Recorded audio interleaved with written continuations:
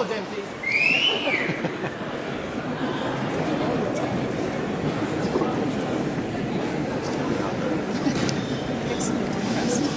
Not in front. So serious.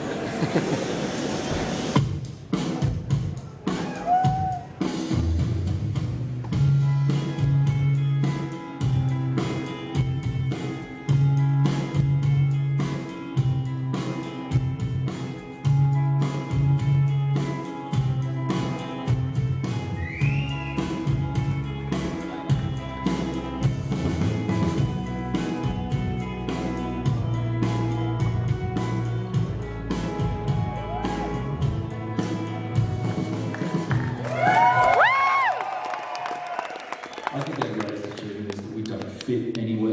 Like, we've always been really hard to place in any sort of wider scheme of things, but it hasn't mattered because we've just done our own thing and managed to make it work.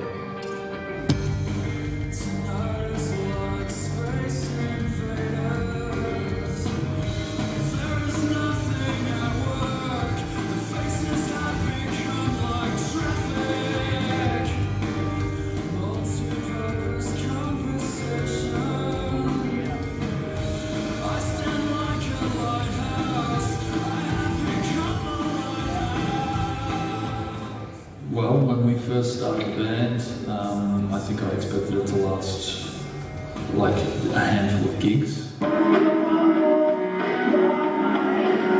I didn't really think beyond just playing a gig. Thinking too far ahead of that seemed maybe unrealistic.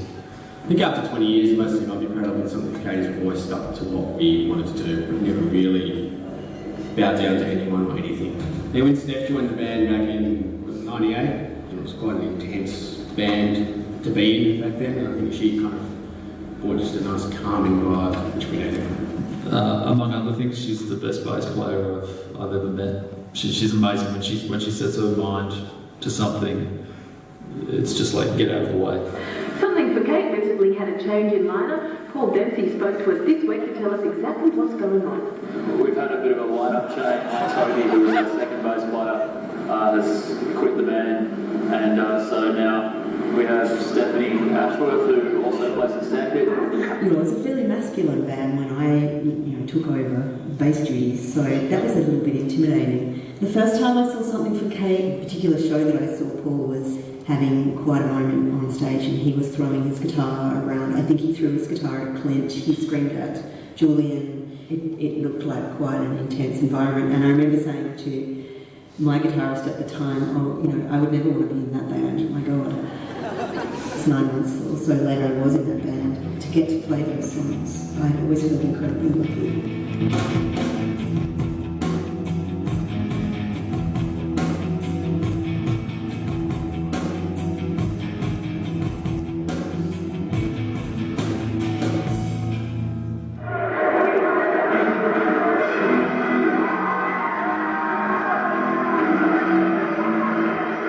I knew that all I wanted to do was play music, but I guess I always just assumed that I would have to have another job. I just grew up in a house where everyone was making music all the time. I don't remember a moment where there was a decision to make music. It was just sort of the norm. I guess I hadn't really intended to be in a band. I kind of fell into it and I ended up finding myself having to choose between my studies and music. Without any sort of doubt, I chose music.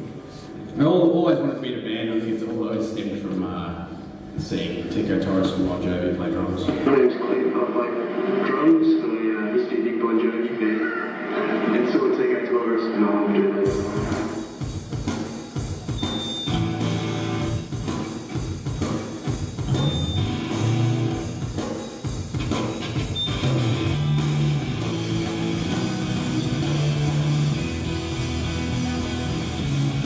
The only way you could find out about underground music was through the sort of network of word of mouth, or by going to these sort of all ages shows. It was very much about word of mouth and zines. Even just meeting people who liked the same kind of music you did, because you couldn't find each other on the internet. That was like meeting your long lost twin.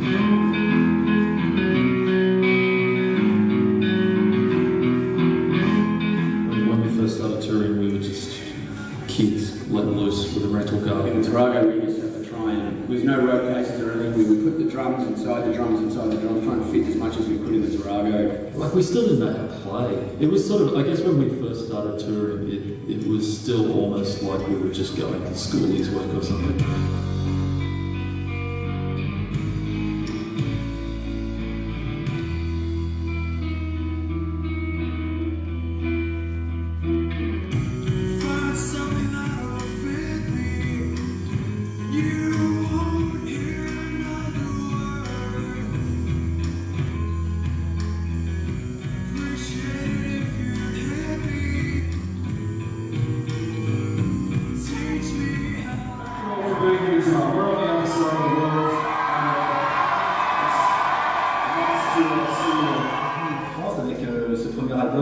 Official Fiction. Officiellement, ça sonne comme du Something for Kate. Es ist allerhöchste Zeit, Something for Kate und Paul, Stephanie und Clint.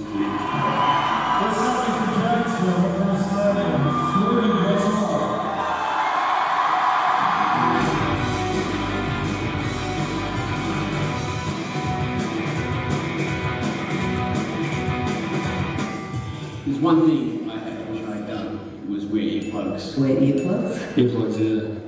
You know, tell my younger self to relax a bit. I can really see now that when I was younger, dealing with the media, I would be a bit kind of edgy and a bit defensive. I may have got a reputation for being somewhat difficult.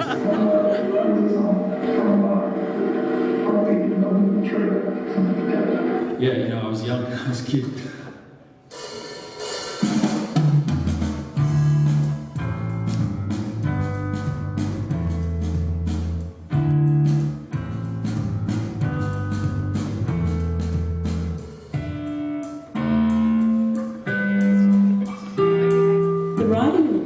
And recording process for Something for Kate has changed a lot. We used to agonise for 2 years at a time, pulling things apart and then rebuilding them. Some have been easier than others, and some have been longer, but it feels like it's getting easier again. I mean, try and get 3 painters to paint a picture together on the one canvas.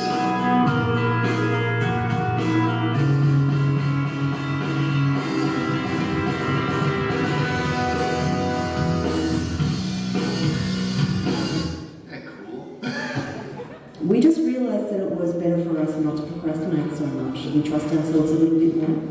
The last album in particular, Leap of Soul Nights, was written and recorded in the shortest space we've ever done.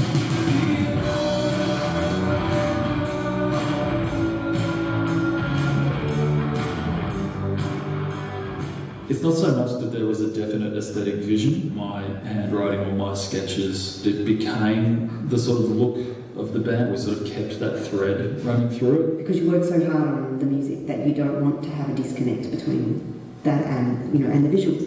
We always try to be very hands-on with that.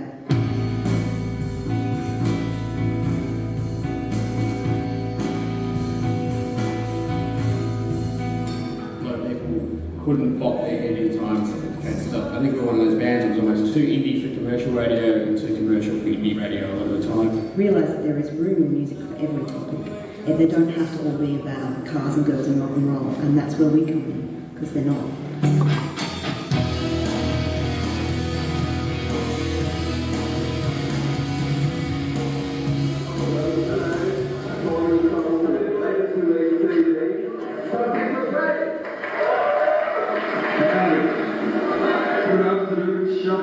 We would play anywhere, anytime. Doing in-stores is something that we did a hell of a lot back in the day, and I think it was something that was quite fun because you got to meet the people who were buying your records. It's one of the sad things about record stores not being around so much anymore.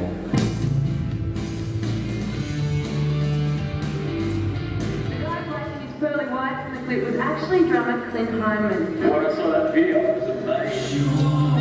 I love the video.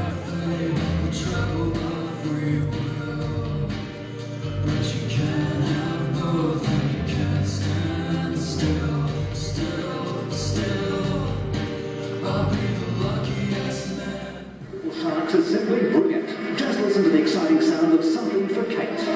Limited edition live CD-free CDs for less than the price of one. It's one of the biggest bands in the country. One of the great Aussie bands. Terrific Melbourne band. Great Australian group. Oh, hopefully they're ready. Oh, you tall man in bare feet. Now, great band. One band that has had amazing success. We're very proud of them. Please welcome Something for Kate. We are Something for Kate, and we will be playing live tonight. We only ever played on shows that could accommodate, a completely live performance. And, there used to be more of them. It's a bit of a pity that there's not anymore. I feel really sad and nostalgic for the time that we had TV shows like Recovery. It's a huge gap where that was.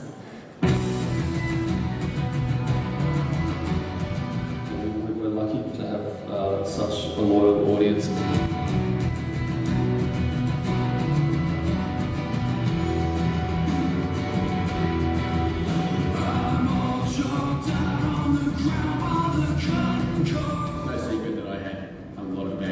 You can almost chart the band's history just by looking at Clint's hairstyle. Video, 3/4 length pants and hot shirt and a hot leg clothes with black hair. A short, kind of spiky, pinkish red hair, like one of those little dolls that you stick on your dashboard. Green dreadlocks, blue dreadlocks, red dreadlocks, bleach blonde hair. I enjoyed the blonde face. Shaved head, spiky bleach blonde hair, kind of stylish, pushed forward haircut. Eyebrow ring, no beard, mustache, bald necklace, tattoos, dual tattoos. His hair now is probably suits him the most. Got a right front. Clint and I left school and started the band straight away. And, here we are. There just wasn't time for anything else. We got so busy so fast and we couldn't believe it, so we obviously wouldn't change a thing. Clint is my oldest and best friend. They're a pair of brothers. Like Clint's the younger brother and Paul's the older brother. Stephanie's like a sister to me. She always looks out for me, which is something I need. There is barely a thing that I attempt in my life without consulting Paul and Clint. I don't know what I would have done without the two of them. This band is literally a combination of best friends and family. I feel like, I got in Toronto with those two when we started driving up the Hume Highway to Sydney and having a blast. It doesn't feel like 20 years. I mean, as cliche as it sounds, I really feel like that was only a couple of years ago. So it's quite bizarre to me. Definitely doesn't feel like that long. Which is great because I think the next 20 will probably go nice and quick.